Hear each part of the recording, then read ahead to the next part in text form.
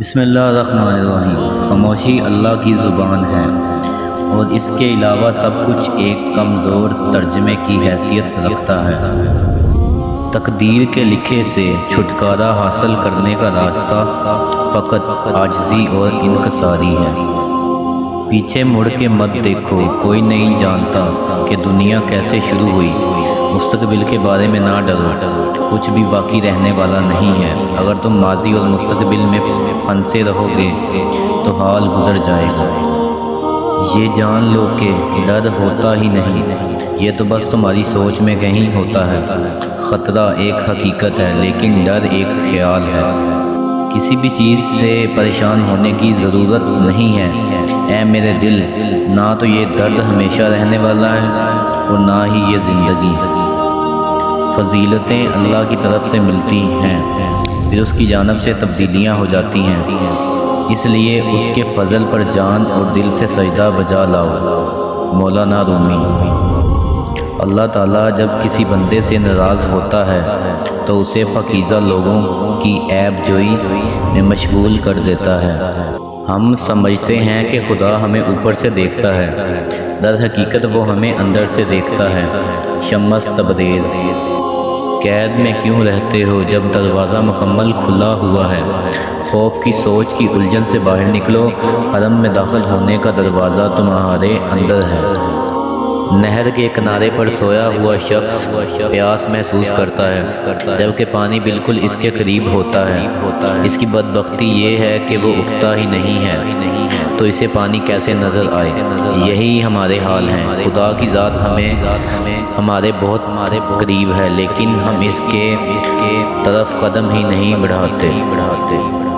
مولانا رومی کے 7 اقوال۔ تیری داڑھی تیرے بعد پیدا ہوئی اور سفید ہو گئی مگر تو ابھی تک کالے کا کالا ہے۔ نمبر 2، اگر بیکار پتھر ہے تو کسی صاحب علم کے پاس جا، گوہر بن جائے گا۔ نمبر 3، موت کا ذائقہ سب نے چکھنا ہے مگر زندگی کا ذائقہ کسی کسی کو نصیب ہوتا ہے۔ نمبر 4، تمہاری اصل ہستی تمہاری سوچ ہے، باقی صرف ہڈیاں اور گوشت ہے۔ نمبر 5، رومی اس وقت تک مولائے روم نہ بنا جب تک شمس تبریز کا وہ غلام نہ ہو گیا، تو بھی نیک صحبت کو لازم پکڑ لے۔ نیکی اور بدی کے تصور سے نکل کر اگلے مقام تک آ جاؤ، میں تمہیں وہیں ملوں گا۔ مولانا رومی کا قول۔ کسی نے مولانا رومی سے پوچھا کہ میرا دل بہت چھوٹا ہے اور دنیا کا غم بہت بڑا ہے، اسے میں اپنے دل میں کیسے سما سکتا ہوں؟ مولانا نے کہا، تمہاری آنکھیں بھی تو بہت چھوٹی ہیں، وہ تو ساری دنیا سما لیتی ہیں۔ کسی کی پہچان علم سے نہیں ہوتی بلکہ ادب سے ہوتی ہے، کیونکہ علم تو ابلیس کے پاس بھی بہت تھا لیکن وہ ادب سے محروم تھا۔ خدا کرے وہ لمحے کبھی ختم نہ ہوں جن لمحوں میں میرے والدین مسکراتے ہیں۔ اگر تم محبت کے پاکیزہ راستے پہ چلنا چاہتے ہو تو پہلی شرط یہ ہے کہ تمہیں عاجز ہونا پڑے گا، دھول اور خاک کی طرح۔ جب انسان کی آنکھوں سے ندامت کے آنسو بہتے ہیں تو اس پر رب کی رحمت برستی ہے۔ محبت کیا ہے؟ سمجھو تو احساس، دیکھو تو رشتہ، کہو تو لفظ، چاہو تو زندگی، کرو تو عبادت، نبھاؤ تو وعدہ اور مل جائے تو جنت۔ ہر شخص کو آپ راضی نہیں رکھ سکتے، یہ کام چمچے اور منافق لوگ ہی کر سکتے ہیں۔ باضمیر سچے اور بااصول لوگوں سے اکثر لوگ ناراض اور ناخوش ہوتے ہیں۔ مسجد رقص کرنے کی جگہ نہیں مگر میں نے وہاں جہالت کو ناچتے دیکھا ہے۔ رومی۔ کنواں کھودنے والے کنویں میں جا گرتے ہیں، کوئی برا آدمی سزا پائے بغیر نہیں رہتا اور اچھائی جزا پائے بغیر نہیں ہوتی۔ حق پر یقین رکھو اور باقی جو ہوتا ہے ہونے دو۔ غم نہ کرو، کھوئی ہوئی چیز کسی دوسری صورت میں واپس مل جاتی ہے۔